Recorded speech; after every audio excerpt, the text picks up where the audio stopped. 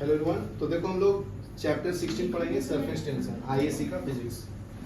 Chapter 16, ठीक है, ISC 11th का फिजिक्स, उसमें आता है सरफेस टेंशन। ठीक है, तो नेक्स्ट चैप्टर है अपना सरफेस टेंशन। तो सरफेस टेंशन क्या है? कोई भी अगर लिक्विड है ना, तो देखो स्फीयर के फॉर्म में वो गिरता है। वो देखो रेनी सीजन में देखो तुम वाटर ड्रॉपलेट देखोगे तो स्फीयर के फॉर्म में गिरता है ना, क्योंकि इसका सरफेस टेंशन बहुत कम होता है, इसके लिए वो स्फेरिकल शेप लेता है। तो ये प्रॉपर्टी ऑफ मटेरियल होता है। ठीक है, तो अगर मैं इसका डिफिनेशन बताऊं तो surface tension of a liquid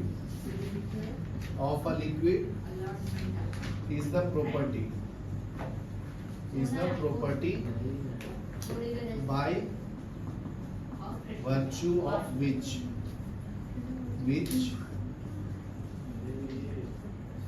free surface of liquid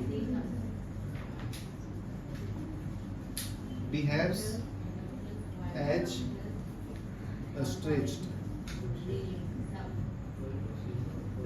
membrane, ठीक है, and has the tendency to require the minimum area and has tendency to acquire minimum possible area। ठीक है, तो इसको हम लोग सरफेस टेंशन बोलते हैं। तो अगर ये स्फेरिकल शेप है, तो अगर मैं ये इसका लेंथ लूं L, ठीक है, इसका नाम ए बी रख लेता हूं। इस पे फोर्स जो है इस लेंथ पे परपेंडिकुलर है। ठीक है, तो इसको सरफेस टेंशन को डिफाइन करेंगे फोर्स अपॉन लेंथ से। सरफेस टेंशन का सिंबल क्या है? L T. सरफेस टेंशन, ठीक है, एफ क्या है? फोर्स, एल क्या है? लेंथ। ठीक है, तो अगर मैं इसकी डायमेंशन की बात करूं तो क्या आएगा जी, बताओ। पहले तो यूनिट निकाल लेता हूं। फोर्स अपॉन लेंथ का यूनिट क्या होगा? न्यूटन पर मीटर, बराबर ना। फिर अगर इसको और ऐसा यूनिट में निकालना है तो ये होता है केजी मीटर पर सेकेंड स्क्वायर इनटू मीटर, बराबर है।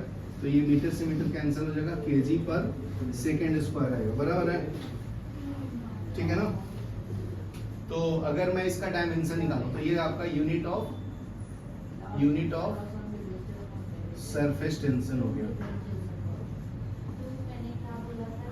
ठीक है, अगर मैं इसका डायमेंशन निकालूं तो डायमेंशन ऑफ सरफेस टेंशन ये हो जाएगा केजी का एम लेंगे ना, और टाइम का टी का पावर 2, टी का पावर 1, टी का पावर -2, एल का पावर कुछ नहीं तो 0। ठीक है ना, तीनों लिखते हैं ना, एल एम टी लिखते हैं तीनों। तो अगर दूसरे तरीके से सरफेस टेंशन को और डिफाइन करूं तो क्या आएगा? Force per unit length is defined as surface tension. ठीक है,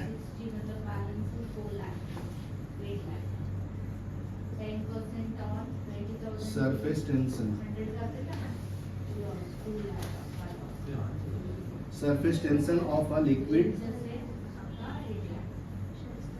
is defined as force per unit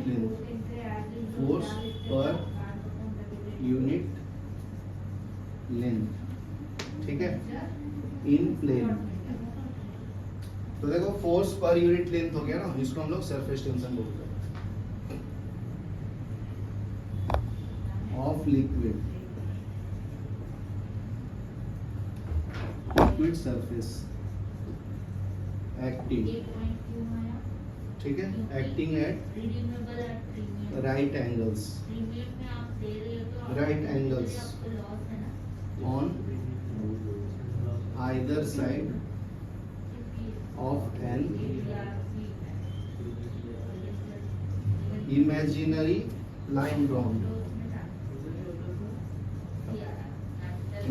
line drawn in that surface. ठीक है, ये लिख लो फिर आगे बढ़ते हैं।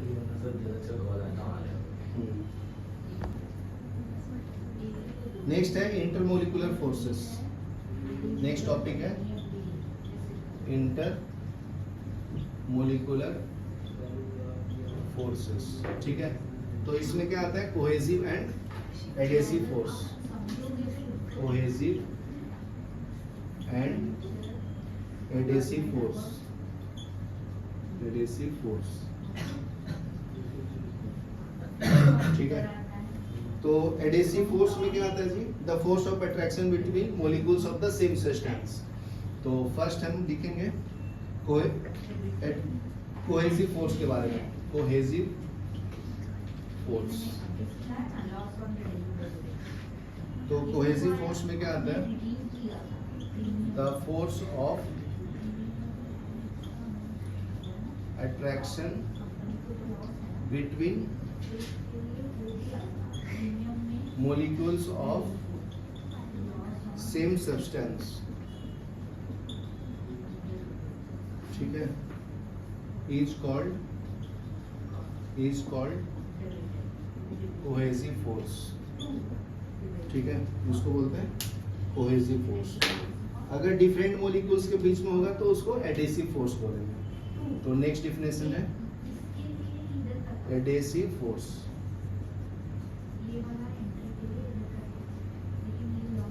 ठीक है, तो ये भी लिख लो, the force of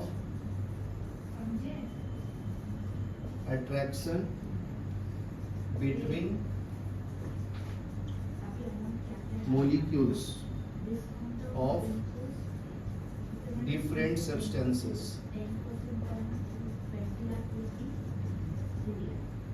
substances is called adhesive force। ठीक है, तो these force are different from the gravitational force and do not obey the inverse square law। ठीक है,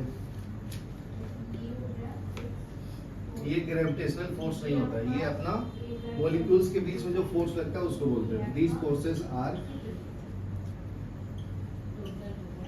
different from gravitational forces and do not obey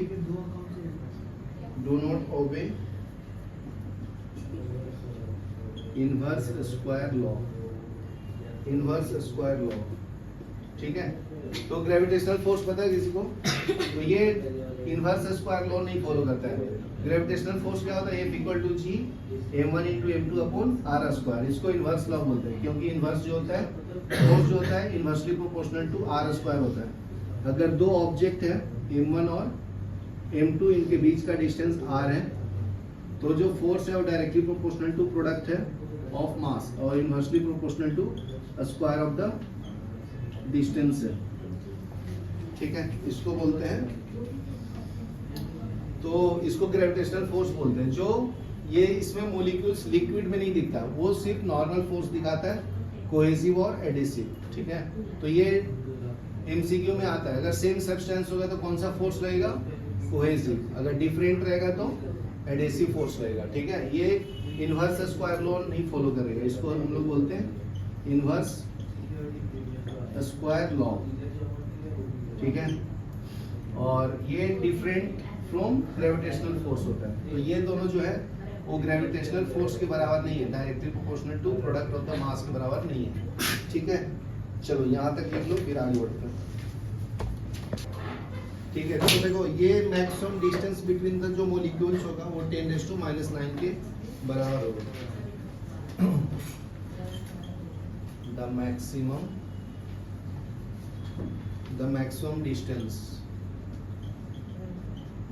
10⁻⁹ metre. ठीक है, तो 10⁻⁹ को क्या बोलते हैं जी, नैनो ना, नैनोमीटर के बराबर है। up to which two molecules attract each other is called molecular range.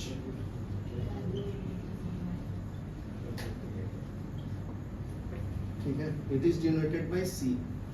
तो रेंज को C से डिनोट करते हैं.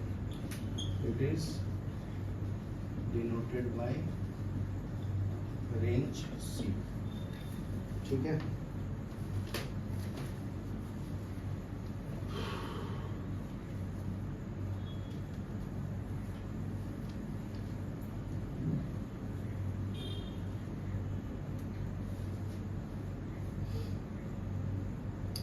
ठीक है, तो ये क्या बोल रहा है कि अगर एक कंटेनर है, ठीक है, तो इसके अंदर अगर स्पेरिकल फॉर्म में कोई वाटर ड्रॉपलेट है इनसाइड द मॉलिक्यूल्स, ठीक है, ये वाटर मॉलिक्यूल्स के अंदर, तो एक पर्टिकुलर मॉलिक्यूल्स लिया तो स्पेरिकल फॉर्म में रहेगा. सरफेस के ऊपर है तो अगर हाफ स्फीयर है, थोड़ा टच किया तो थोड़ा भी रह सकता है, ऐसा भी हो सकता है. ठीक है, एक पॉइंट पे टच भी कर सकता है टेंजेंट फॉर्म. ठीक है, तो ये different form of the particular molecules of water droplet हो गया. ठीक है, तो ये हाफ स्फीयर हो गया, ये हाफ से थोड़ा ज्यादा, ये पूरा स्फीयर है लेकिन एक पॉइंट पे टेंजेंट है, ये पूरा इनसाइड द स्फीयर है. ठीक है, तो ये स्फेरिकल फॉर्म में होता है. ठीक है, if you draw a sphere of radius 10⁻⁹, ठीक है, इसका रेडियस का वैल्यू है 10⁻⁹ मीटर. ठीक है, with a molecule at center then only those which are enclosed within this sphere can attract. अगर स्पेरिकल मॉलिक्यूल्स है, दूसरा स्पेरिकल मॉलिक्यूल्स है, तो एक दूसरे को अट्रैक्ट करेगा. लॉ ऑफ अट्रैक्शन तो सभी जगह लगता है ना, उसको हम लोग मॉलिक्यूलर एक्टिविटी यहाँ पे बोलते हैं, या स्पेयर मॉलिक्यूलर एक्टिविटी. ठीक है, इसको बोलते हैं.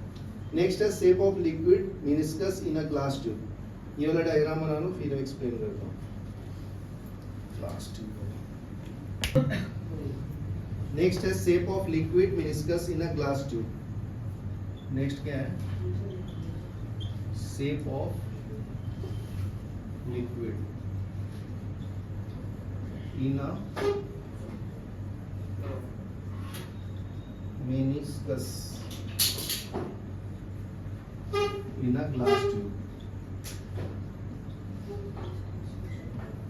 ठीक है, तो देखो ये आपका ग्लास है, वर्टिकल ग्लास. तो अगर इसको अगर मैं वाटर टैप में रखूंगा, इसमें सिर्फ पानी है. ठीक है, तो ये कॉन्वेक्स लेंस बनाता है अगर जहाँ पे पानी और ग्लास टच करता है वैसा. ठीक है, तुम लोग देखना, ऑब्जर्व करना. अगर यही लिक्विड रहेगा, दूसरा लिक्विड, ये आपका ग्लास है और इसमें दूसरा लिक्विड रहेगा, तो ये लिक्विड ऐसे बेंड होगा. ये आपका मर्क्यूरी लिक्विड इसके अंदर डाला, ठीक है, इसको हम लोग Hg बोलते हैं. ठीक है, तो देखो लिखा है when a liquid is brought in contact with a solid surface of liquid become curved near the surface of contact. ठीक है, तो देख सकते हो यहाँ पे बल्जिंग अपवर्ड है, यहाँ पे डाउनवर्ड है ना. ठीक है, तो ऐसा शेप रहेगा. देखो लिक्विड तुम देखो स्टेबल होके, तो लिक्विड और वो जो बोतल है उनके बीच में एकदम स्ट्रेट लाइन नहीं है, कर्व फॉर्म में दिख रहा है तुम्हें. ठीक है, तो ये आपका ये प्रॉपर्टी होने के कारण होता है लिक्विड और सॉलिड के बारे में. ये आपका ग्लास है, ठीक है, ये आपका वाटर है H2O, इसमें भी ये ग्लास है. ठीक है, और ये आपका मर्क्यूरी है जिसको Hg से रिप्रेजेंट किया. तो ये पॉइंट लिख लो, when a liquid is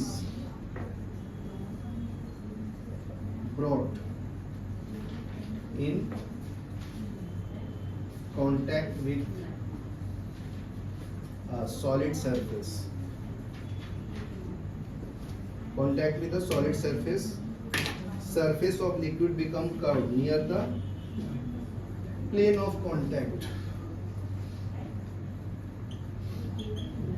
Surface of liquid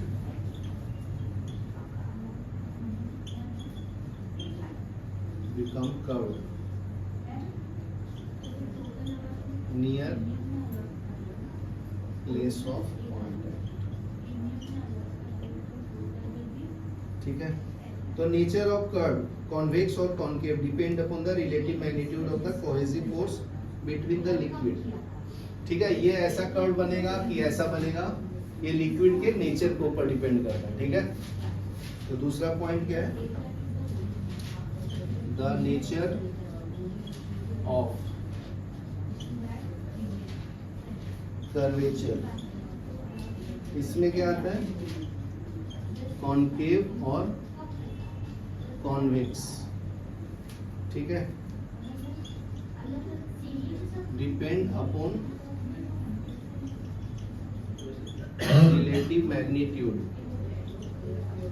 relative magnitudes of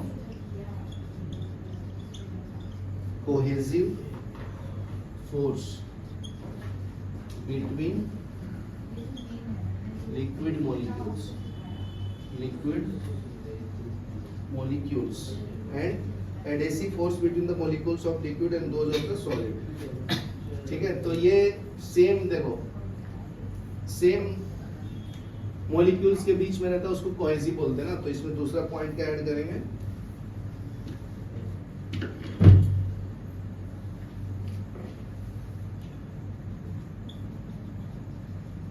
adhesive forces between molecules of liquid। ठीक है, and those of solid। ठीक है, तो इसमें डिफरेंट लिक्विड मॉलिक्यूल्स होगा। ये लिखो, फिर मैं ये कर्व के बारे में एक्सप्लेन करूंगा। तो देखो, पहले इस डायग्राम को मैं एक्सप्लेन करता हूँ। ये वाटर है, ठीक है, तो इस पॉइंट को मैं ए ले लेता हूँ, जहाँ पे ये टच कर रहे हैं ना, उसको ए से डिनोट करते हैं। ये आपका क्यू रिजल्टेंट फोर्स हो गया। ठीक है, इसको रिजॉल्व किया हूँ, P और R। तो देखो, water is shown in contact with the wall of the glass tube. Let us consider molecule A on the water surface near the glass. This molecule is acted upon by the two force of attraction। तो ये जो molecule A है, यहाँ पे दो force of attraction act कर रहा है, by two forces of attraction। ठीक है, तो कौन कौन सा फोर्स है, रिजल्टेंट एडेसिव फोर्स P। तो P क्या है तुम्हारा, adhesive force, that is resultant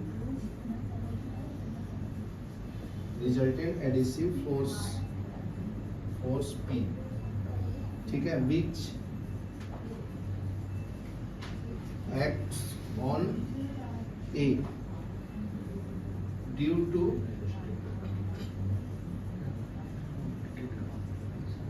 attraction of glass molecule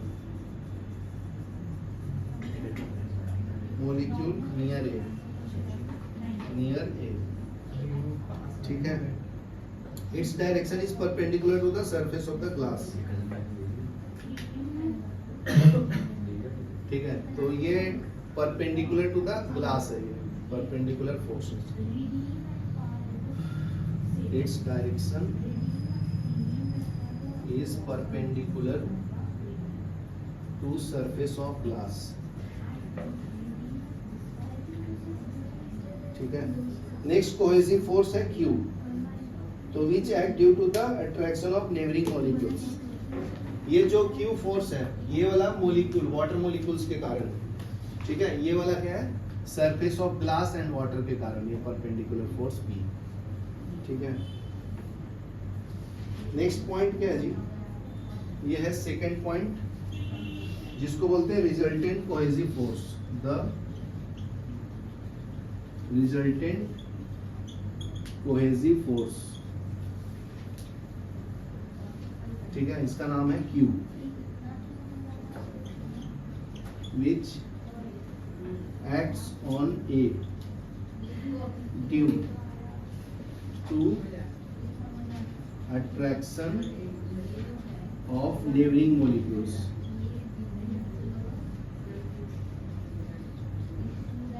neighboring molecules, neighboring water molecules. It acts towards the interior of the water molecules. तो ये वाटर मोलिक्यूल्स के अंदर की तरफ काम कर रहा है। ये बाहर की तरफ फोर्स है ना, एक्सटीरियर फोर्स। ये क्या है? Interior force. ठीक है। It acts towards interior of water H2। ठीक है, यहाँ तक लिखो।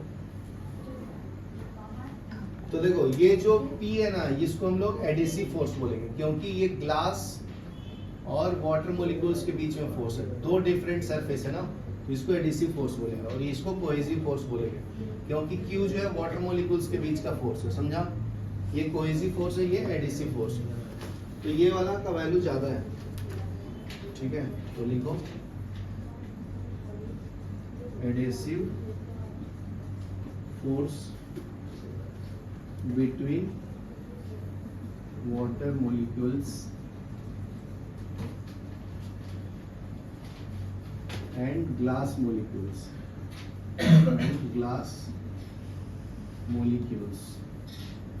is greater